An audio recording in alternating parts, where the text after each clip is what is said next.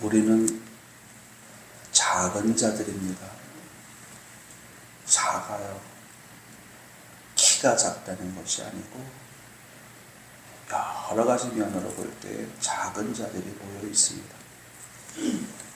그러나 우리는 하나님이 가장 사랑하시는 하나님의 자녀들입니다. 그래서 우리는 세상의 그 어떤 것보다도 존귀합니다. 소중해요. 세상 사람들이 우리를 멸시할지라도, 세상 사람들이 우리를 조롱할지라도 우리 하나님은 그렇게 생각하지 않아요. 여러분들이 세상의 그 어떤 것보다도 존귀하고 가장 소중한 존재인 것은 여러분들의 심령 속에 보배, 즉 예수 그리스도가 내주하여 계시기 때문에 그렇습니다. 그래서 세상 사람들이 우리를 멸시천대할지라도 우리는 하나님 앞에 선 우리들은 가장 존귀한 자, 그런 우리들에게 하나님께서 상을 주시려고 세상의 그 어떤 일보다도 가장 가치 있는 일을 시키셨습니다. 그 일이 어떤 일이냐? 영혼을 살리고 교회를 세우는 일입니다.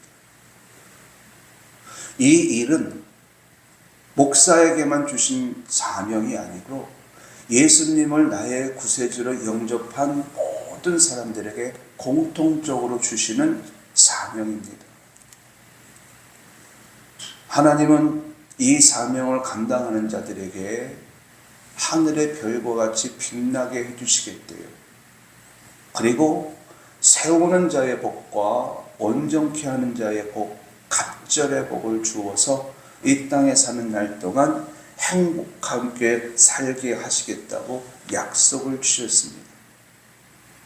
이 약속을 우리에게 주시면서 하나님께서 제일 먼저 하시는 일은 저와 여러분들을 부르시는 일이에요.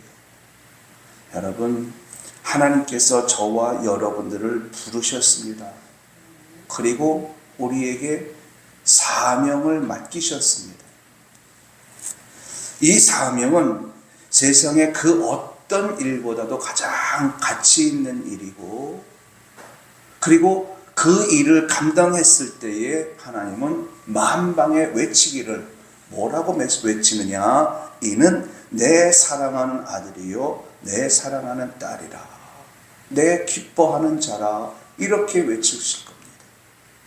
그리고 이 땅에 사는 날 동안 하나님의 축복 속에 하나님께서 주시는 평강과 안식을 누리며 살게 하실 겁니다. 우리들 부른교회 성도님들은 사명을 받은 자답게 세상의 그 어떤 일보다도 영혼을 세우고 교회를 세우는 그 일을 나에겐 주어진 사명이라 믿고 그 일을 잘 감당하는 여러분들이 될 수 있길 바랍니다. 가장 가치 있는 일을 하면서 살자는 거예요. 그래서 가장 의미 있는 삶을 살자는 겁니다. 사명을 받았다. 사명을 받은 자는 어떻게 살까요? 어떻게 살아야 사명을 받은 자답게 살까요? 이 사명은 우리 모두가 받은 사명이라고 했습니다. 목사나 장로나 권사나 집사나 평신도나 예수 안에서 살게 된 사람들을 모두에게 공통적으로 주신 사명이 영혼을 세우는 일이고 교회를 세우는 일이다. 이것이 우리에게 주어진 사명인데, 그러면은 이 사명을 갖고 산다는 것이 어떤 의미일까? 오늘 본문 속에 보니까는요, 예수님께서 제자들을 부르셨습니다.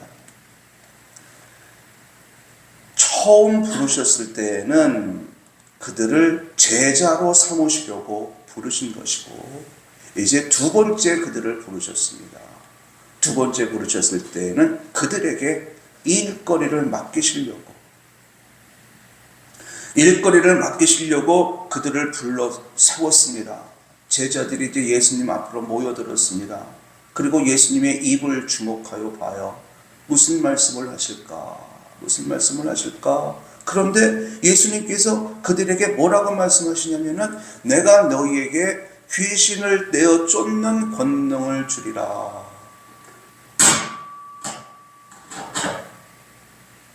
모든 병을 고치는 권능을 주리라.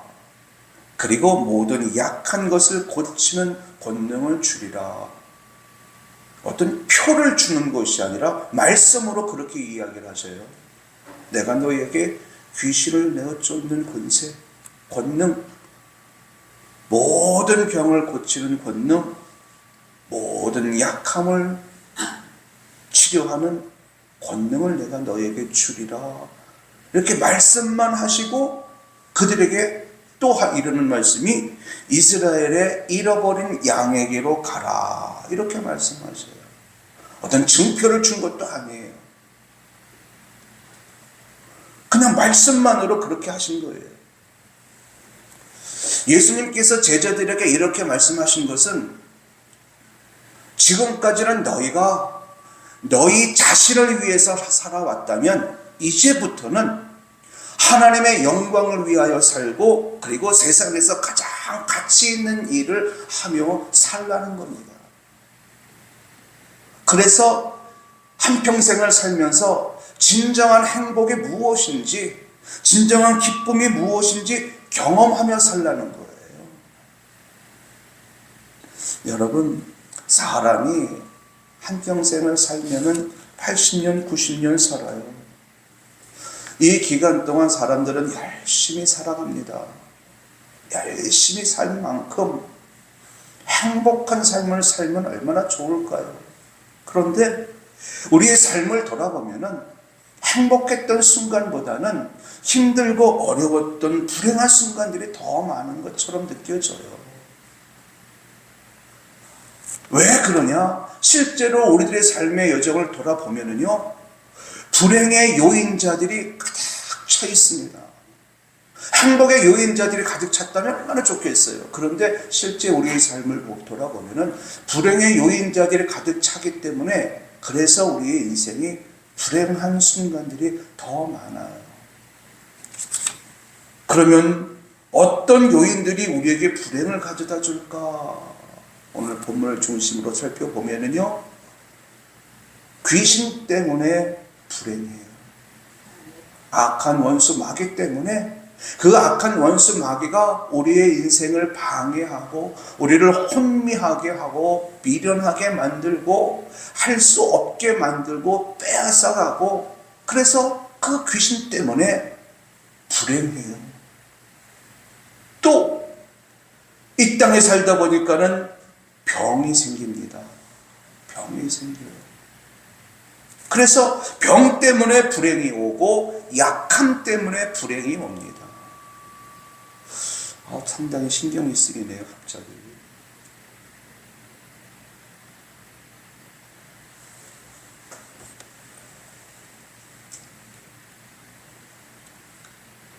귀신 때문에, 병 때문에, 그리고 약함 때문에 모든 인생들이 불행해진다. 그런데 이런 우리의 형편을 잘 아시는 예수님께서 제자들에게 권능을 주시는 거예요. 어떤 권능을 주시느냐? 귀신을 내어 쫓는 권능을 주셨고요. 그리고 모든 병과 모든 약함을 고치는 권능을 주셨습니다. 예수님께서 이런 권능을 제자들에게 주셨을 때에는 어떤 목적이 있었을 거예요. 그냥 주시지 않았을 거 아닙니까? 분명히 어떤 목적이 있었을 텐데 그 목적이 무엇이냐라는 겁니다. 우리가 이 질문에 답을 얻기 전에 예수님께서 제자들에게 주신 권능이 어떤 권능인지 먼저 살펴봐야 돼요. 우리는 어떤 존재인가? 해 아래에서 살아요. 이게 무슨 말이냐? 어제 본 태양을 오늘 봅니다. 그리고 오늘 본 태양을 내일도 보겠지요. 어제 세끼 먹었으면 오늘 세끼 먹고요. 내일 또 세끼 먹을 겁니다. 어제 한 일을 오늘 하고 또 오늘 한 일을 내일 또 할 겁니다. 살면서 다양한 사건들을 만나지만은 다양한 사건들도 매일매일 우리가 만나면서 그 문제들을 헤쳐가면서 살아요. 그러니까는 우리들의 삶이 어제의 삶이나 오늘의 삶이나 내일의 삶이나 특별한 게 없다는 거예요. 사람의 권력도 특별한 것이 없어요. 그 마이크 껐어요? 잠깐만요.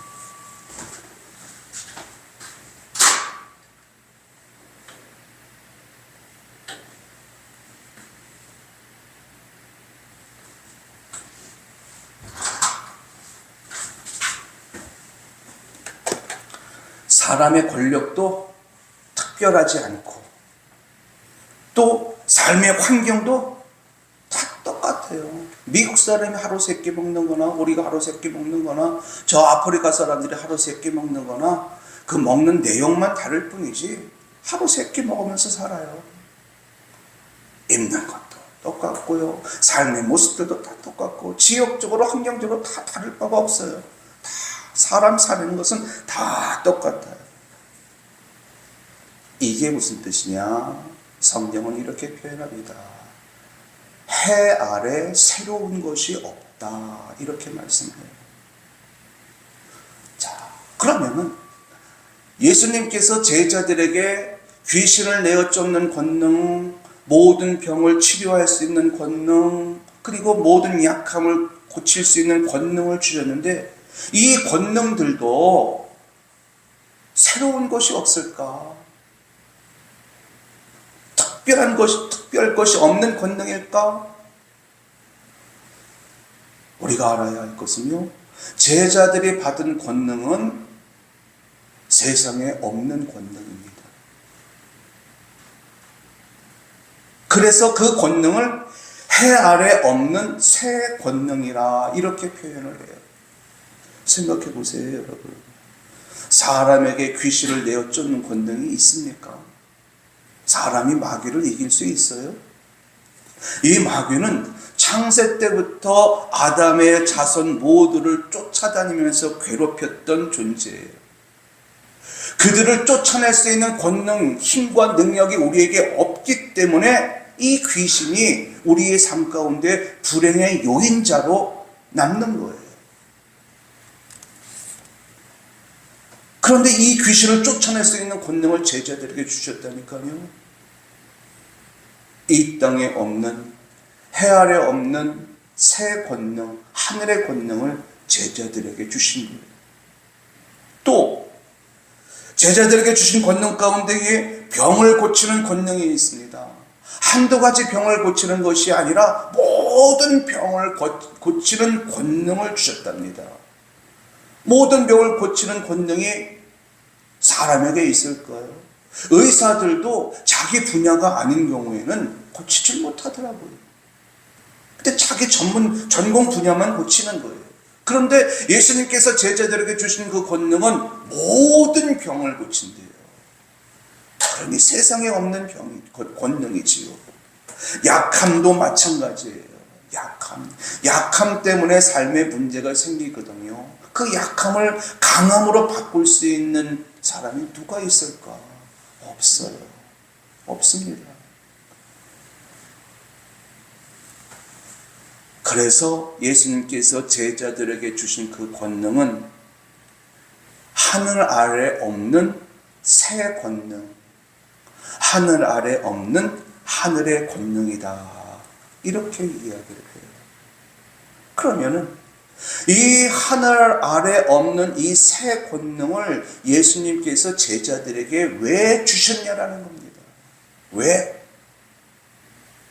제자들 자신들의 이름을 높여서 자신들의 이름을 내서 사람들 앞에 높임을 받고 많은 돈을 벌려고 그런 권능을 주셨을까요? 예수님 말씀하셔요. 너희가 거저 받았으니 거저 주라고 말씀하시거든요.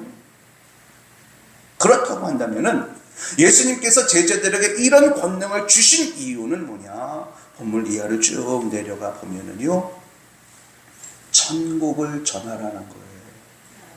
하나님을 전하고 예수님을 전하고 천국을 전하라고 이런 권능을 주신 겁니다. 여러분, 제자들이 어떤 사람들입니까? 제자들은 하나님과 예수님과 천국을 전하라고 부름받은 사람들이에요. 그런 사람들에게 나가서 이스라엘의 잃어버린 양에게 가서 하나님을 전하고 예수님을 전하고 천국을 전하라고 한다면 효과가 나타나지 않잖아요. 그래서 그들에게 주신 것이 권능을 주셨다.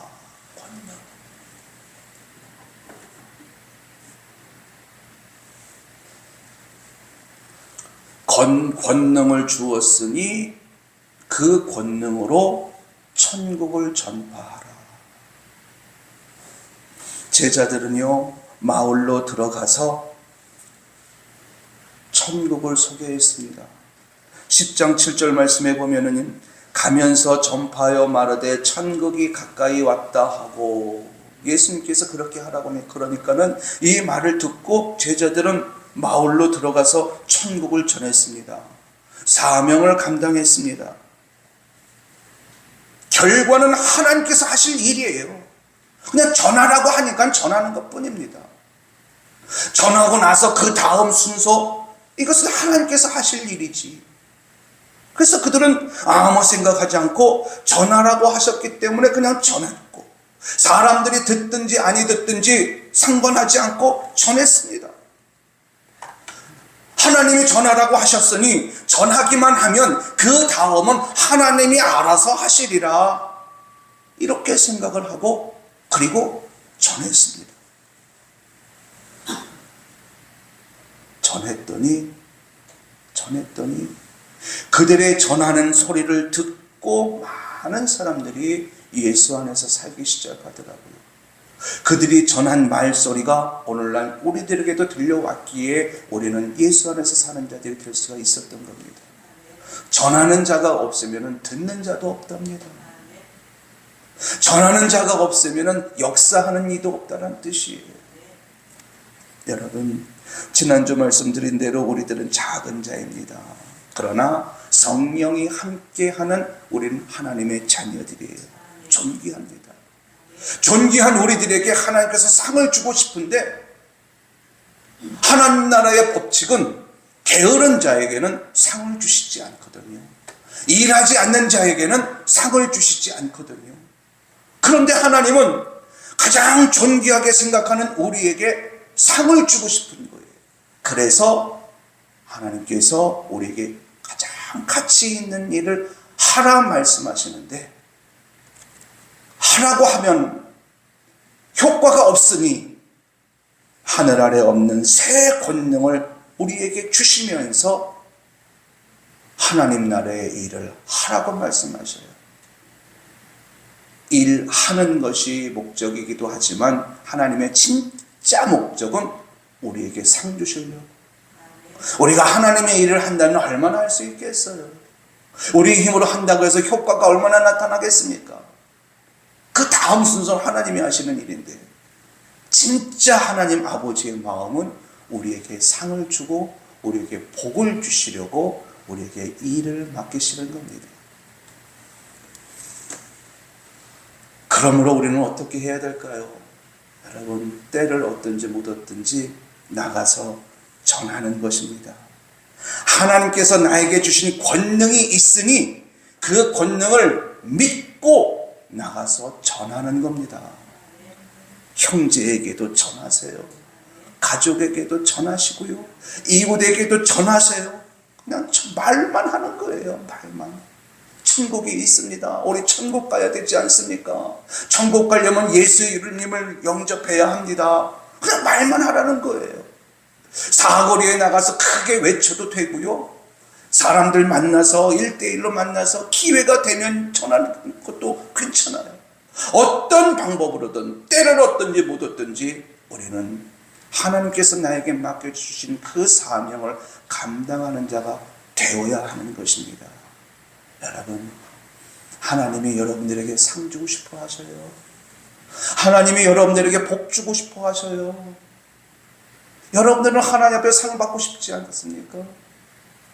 그런데 하나님 나라는 공짜로 상을 받을 수가 없어요. 아무것도 일하지 않는 자에게 복을 주시는 분 하나님은 아니에요. 그래서 하나님께서 우리에게 말씀하십니다. 내가 너희에게 하늘의 권능, 땅에 있는 권능이 아니라 땅에 없는 새 권능을 내가 너희들에게 주었으니 너희들은 주저하지 말고 기회가 온다면 기회가 올 때마다 천국을 전하라 말씀하시는 거예요. 이것이 바로 우리가 사명을 감당하는 겁니다. 우리 늘 푸른교회 성도님들은 때를 얻든지 못 얻든지 기회가 온다면 천국을 전하고 예수님을 전해서 맡겨진 직분과 사명을 잘 감당함으로 말미암아 옳다 인정함을 받고 축복 속에 살아가는 여러분들이 될 수 있길 예수님의 이름으로 축원합니다. 둘째로 8절을 보면은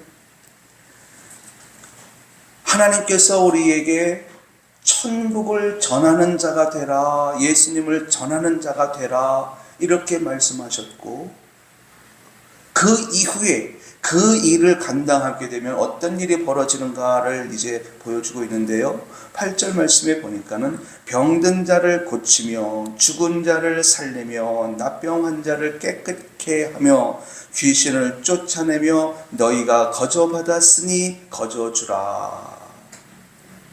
이것이 사명받은 사람이 해야 할 두 번째 일입니다. 전하고 전해서 이와 같이 기적의 역사를 일으키라는 거예요. 병을 고치는 권능을 주셨답니다. 육체의 병 힘들지요. 주중에 저희 처남이 병원에 입원해 있는데 갔다 왔어요. 100kg가 넘던 사람이에요. 그 사람이 100kg가 넘던 사람인데 지금 몸무게가 48kg예요. 껍데기만 있어요. 깜짝 놀랐습니다. 아무리 건강해도 육체의 병이 오니까는 속숨을 새기더라고요. 힘들대요. 여기에 마음의 병까지 왔어요. 뭐라고?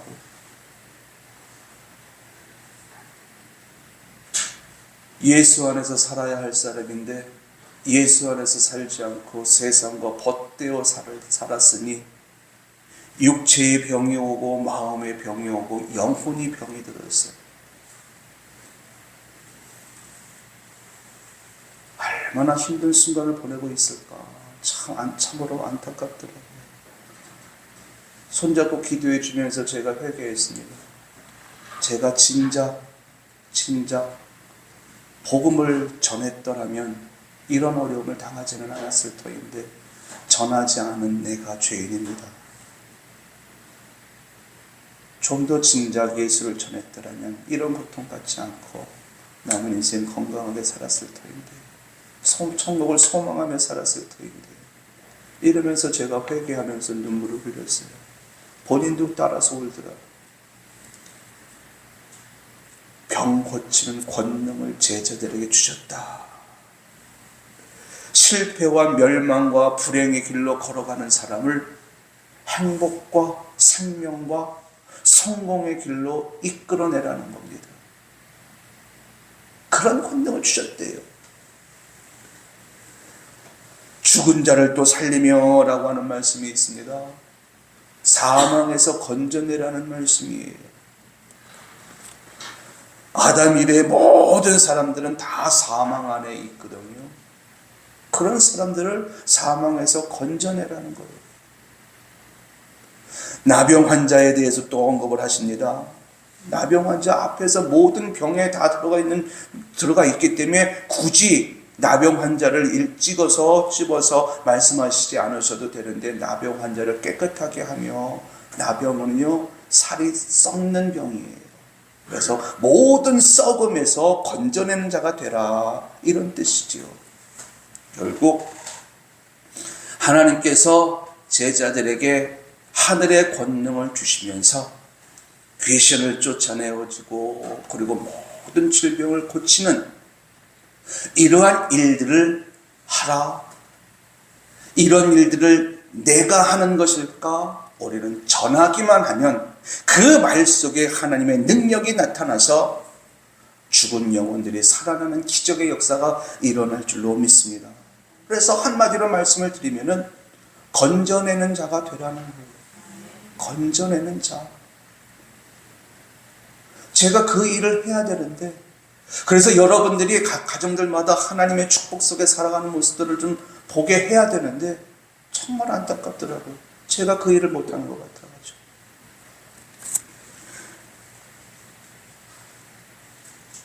하나님께서 우리에게도 하늘의 권능을 주셨습니다.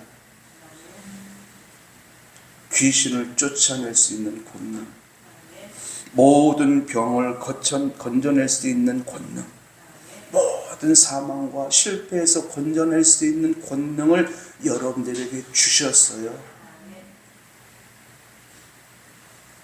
아멘을 두 사람밖에 안 하네. 여러분들에게 주셨어요. 입술로 선포하시면 돼요. 하나님이 나에게 능력을 주셨다라고 하는 것을 믿고 가서 선포만 하면 그 다음은 하나님이 하신다는 거예요. 그래서 전하라는 거예요. 그래서 세 번째가 뭐냐? 세 번째가 12절 말씀에 보면은요, 또 그 집에 들어가면서 평안하기를 빌라라는 거예요. 평안을 빌라는 거예요. 여러분, 집에 드나드는 생명체들이 있죠. 옛날 집 같으면은요, 저희 집에 쥐들이 드나들었어요. 그리고 그 쥐를 잡아먹기 위해서 쪽제비가 드나들었어요, 집에. 파리도 드나들었고요, 모기도 드나들었고, 각종 벌레들, 개미들이 드나들었어요. 이런 미물 같은 존재들이 그 집에 들어가서 이 집에 평안이 있을지어다. 그러면 평안이 올까요? 그런데 하나님께서 우리에게 그 권능을 주셨습니다. 여러분들이 들어가서 그 가정을 위해서 평안을 빌면 그 가정 속에 평안이 임하게 하신다는 거예요. 어떻게 평안이 임하는지 아십니까? 하나님께서 여러분들의 귀신을 내어쫓는 권세를 주셨어요. 그래서 그 집에 들어가서 귀신을 내어쫓는 기도를 하는 거예요. 어둠의 세력들이 물러가라고, 모든 질병은 떠나가라고 축복하며 기도할 때에 그 기도의 내용들이 능력이 되어 나감으로 말미암아 그 가정에 평안이 임한다는 겁니다. 여러분, 깨달으시기 바랍니다. 하나님께서 우리에게 주신 권능은 세상에 없는 그러한 권능이에요. 그런데 우리가 그것을 사용하지 않아요. 사용하지 않기 때문에 그런 권능이 없는 것처럼 느껴요. 제가 처남을 위해서 기도하면서 하나님께서 이 말씀, 이 설교를 준비하다가 갔거든요. 급하게 갔어요. 기도가 끝나고 제 혼자 기도했어요. 하나님께서 나에게 보이지 않는 하늘의 권능을 주셨으니 그 권능으로 전합니다. 어둠의 세력들에게 명령을 했고요, 병은 치료되라고 명령을 했습니다. 하나님, 이루어지게 하여 주옵소서. 믿음을 담아서 했어요. 그 다음은 이제 하나님이 하실 일이, 하나님이 원하신다면 온전히 치료가 되어질 것이고, 그렇지 않다면 하나님의 뜻대로 일은 풀어져 나가겠지요. 중요한 것은 하나님께서 나에게 주신 그 권능을 내가 믿느냐 믿지 않느냐, 그리고 또 한 가지, 그 권능을 사용하느냐 사용하지 않느냐. 여기서 사용한다는 것은 입술로 선포해요. 입술로 선포. 너 그래가지고 되겠어? 이게 아니라 하나님이 너와 함께 하실 거니까 반드시 너는 될 거야. 이겁니다. 이거예요. 이렇게 내가 믿음을 갖고 하나님께서 주신 권능을 선포하기만 한다면 하나님은 우리의 믿음을 보시고 기적의 역사가 일어나게 하시리라 믿습니다. 그래서 그 가정 속에 평안이 깃들게 되어지는 거예요. 제자들에게만 주신 권능일까요? 여러분, 제자들이 하나님으로부터 선택받고 부름을 받고 예수님의 제자가 되었듯 저와 여러분들도 하나님께서 선택하시고 부르셨고 그리고 말씀으로 예수님께서 제자들에게 말씀으로 권능을 주신 것처럼 우리들에게도 말씀으로 권능을 주셨습니다. 이제 우리가 할 일은 그 권능을 받았다고 믿는 거예요. 그리고 그 권능을 입술로 선포하며 사용하는 겁니다. 그럴 때에 우리 모두는 하나님의 자녀답게 가장 가치 있는 일, 그 일을 함으로 말미암아 하나님께서 주시고자 하는 축복 속에 살게 되어지는 것입니다.